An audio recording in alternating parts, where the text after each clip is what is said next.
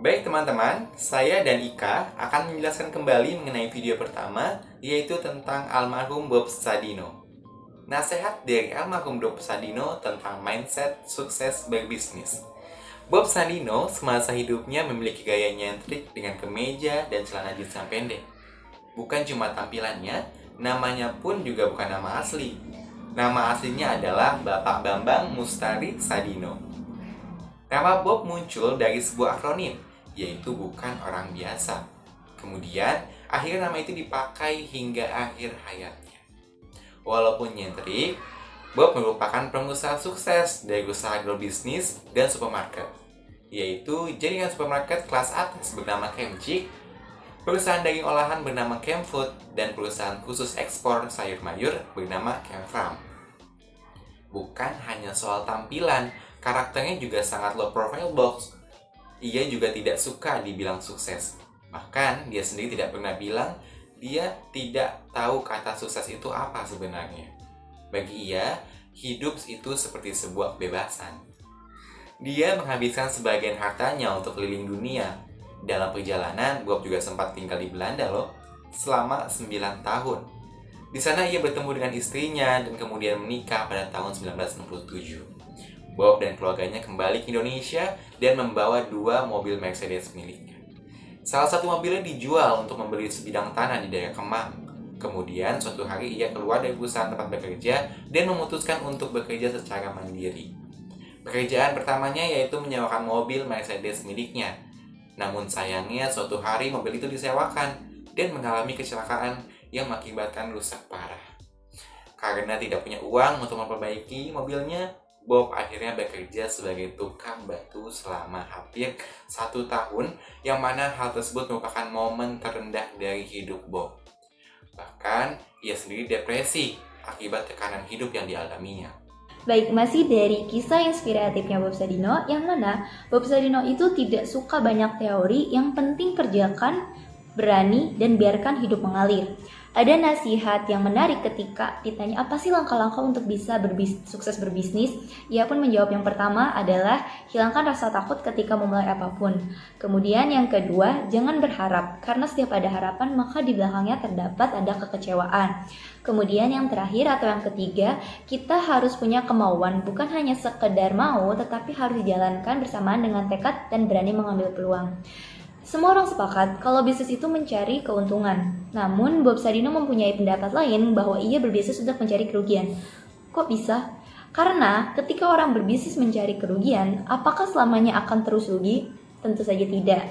Jadi, menurut Bob Sadino tidak ada bedanya antara orang berbisnis mencari keuntungan dengan orang berbisnis mencari kerugian. Karena dua hal itu merupakan hal yang sama saja.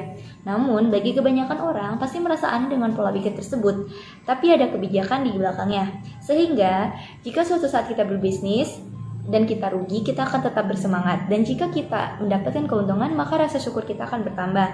Sehingga, setelah kita menjadi pengusaha sukses, kita akan menganggap diri kita sebagai orang yang mandiri dan tidak lagi bergantung pada orang lain karena sudah mampu berdiri di atas kaki sendiri. Halo, Assalamualaikum warahmatullahi wabarakatuh. Perkenalkan, nama saya Risa Albiriza dari kelas R5C. Pada kesempatan kali ini, saya akan membahas mengenai kreativitas, inovasi, dan manajemen bisnis. Pertama-tama, saya akan menjelaskan apa itu kreativitas dan apa itu inovasi. Wirausaha yang kreatif adalah wirausaha yang cepat menangkap suatu kondisi dari lingkungan sekitarnya, yang tidak menyia-nyiakan waktu, dan menjadikan suatu barang yang dianggap orang kebanyakan tidak berguna menjadi sangat berguna. Salah satu faktor keberhasilan seorang wirausaha adalah bagaimana cara mereka memanfaatkan suatu peluang secara kreatif dan inovatif. Kreativitas adalah suatu kemampuan untuk menciptakan sesuatu, sedangkan orang yang kreatif adalah mereka yang memiliki daya cipta. Berpikir kreatif harus memiliki dasar pola pikir yang kreatif. Hal ini tentu sangat dapat membantu kita untuk memecahkan permasalahan dan menemukan solusi. Berpikir kreatif memiliki banyak manfaat bagi kita semua, terutama dalam hal berwirausaha. Apa saja sih manfaat dari berpikir kreatif? Yang pertama, menemukan gagasan atau ide baru dan inspirasi baru. Kedua, mengatasi permasalahan, kesulitan atau kegagalan menjadi sebuah ide yang cemerlang untuk langkah selanjutnya. Ketiga, yaitu menemukan solusi yang inovatif. Keempat, menemukan suatu kejadian atau suatu yang belum pernah ada menjadi sebuah penemuan baru. Yang terakhir, menemukan teknologi baru. Nah, berkaitan dengan kreativitas, inovasi merupakan suatu kemampuan untuk menerapkan suatu kreativitas dalam rangka pemecahan masalah dan menemukan peluang atau doing new thing. Adapun jenis-jenis dari inovasi, yaitu yang pertama adalah penemuan atau invensi. Invensi yaitu suatu kreasi, barang atau jasa, atau suatu proses yang belum pernah terjadi sebelumnya, atau konsep ini juga biasa dinamai sebagai revolusioner.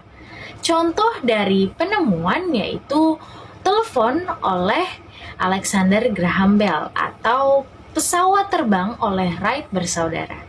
Jenis yang kedua yaitu pengembangan atau ekstensi, yaitu pengembangan barang atau jasa atau pemanfaatan lain dari suatu produk, barang, atau jasa yang sudah pernah ada. Konsep seperti ini biasanya diaplikasikan pada sesuatu yang sudah pernah ada lalu kemudian dikembangkan. Contohnya, McD oleh Ray Kroc. Yang ketiga yaitu duplikasi atau penggandaan, yaitu peniruan barang atau jasa atau proses yang telah ada.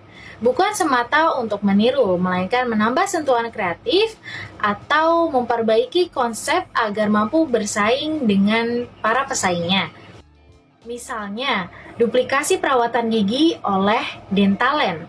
Yang terakhir yaitu sintesis atau mengkombinasikan suatu formula yang sudah ada menjadi formula yang baru. Contohnya adalah sintesis pada arloji Casio.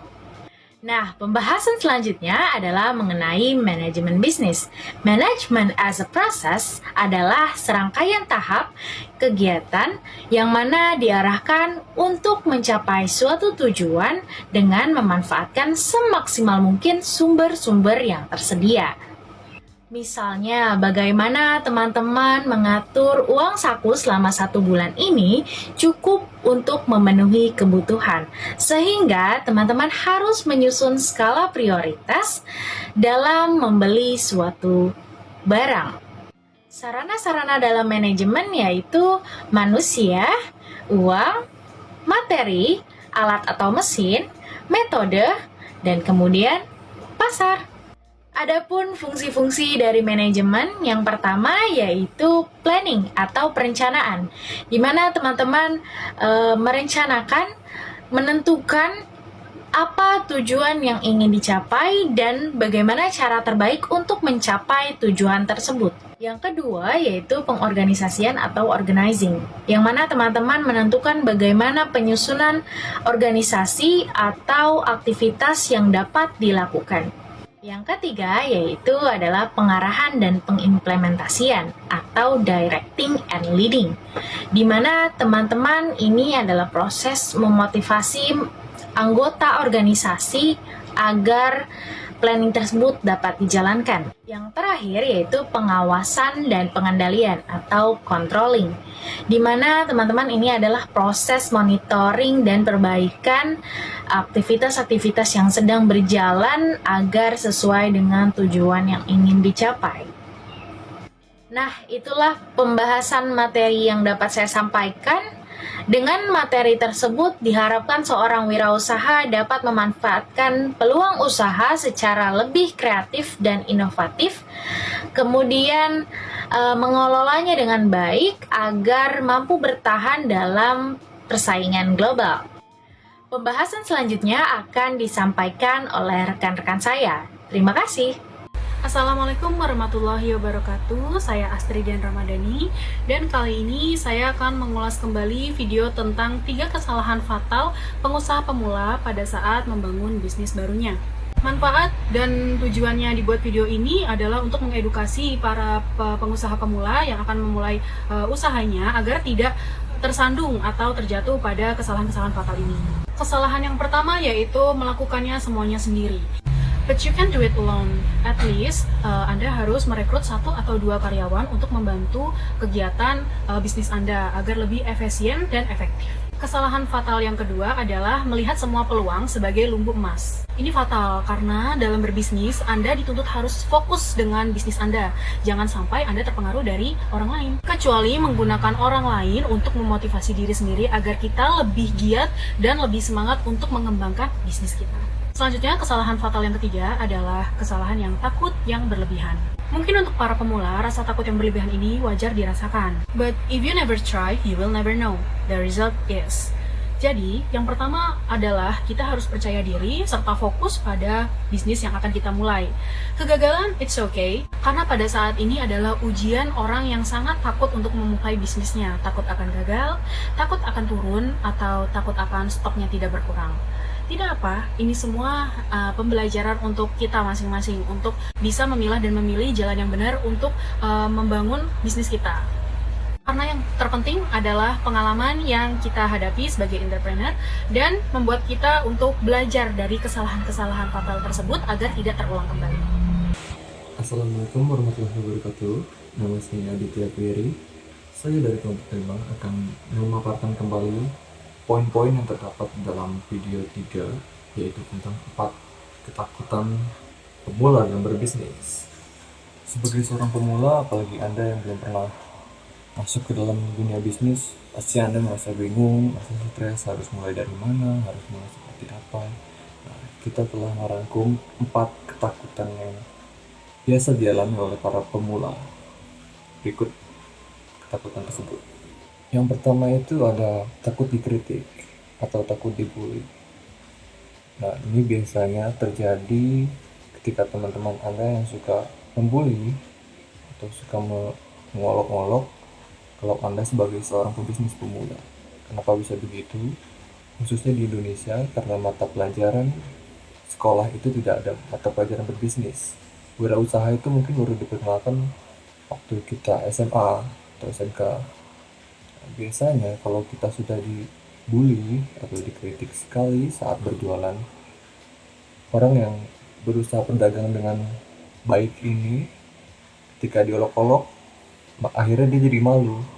Ketika dia malu, dia akan merasa akhirnya menjadi orang yang cenderung dalam berjualan. Akhirnya dia malah tidak mau jadi pengusaha karena berjualan itu sulit. Menjual sesuatu itu sulit. Ketika Anda dikritik, maka Anda akan mengalami yang namanya social pressure atau tekanan sosial yang pada akhirnya Anda merasa tidak nyaman, Anda menjadi takut untuk dikritik. Biasanya ketakutan ini dialami oleh pemula. Kita bisa atasi dulu selama 1 tahun, lama-lama teman Anda akan tahu bahwa Anda itu sedang berbisnis, sedang berjualan. Jadi wajarlah untuk dikritik, maka jangan takut untuk dikritik. Yang kedua ada takut untuk mengambil untung uang teman Anda. Kalau Anda takut untuk mengambil untung uang teman Anda, sadarkah Anda bahwa setiap hari Anda juga menguntungkan orang lain? Sadarkah Anda bahwa setiap hari teman Anda juga menguntungkan orang lain? Kalau tidak, siklus ekonomi ini tidak berputar. Jadi konsep ini cukup keliru. Ketika Anda menjual sesuatu pada teman Anda, pastikanlah ada tabel harganya, ada price list-nya. Jadi semua terlihat harga yang sewajar itu bagaimana.